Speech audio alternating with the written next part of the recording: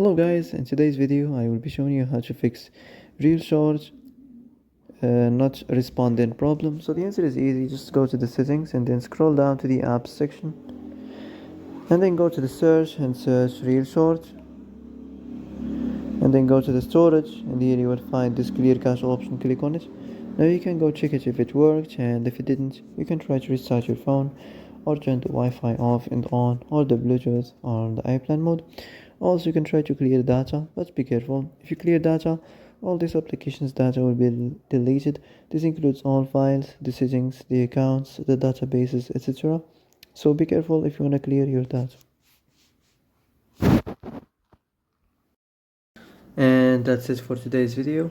I hope this is the answer you've been looking for. If you like this video, don't forget to like and subscribe, and see you in the next video.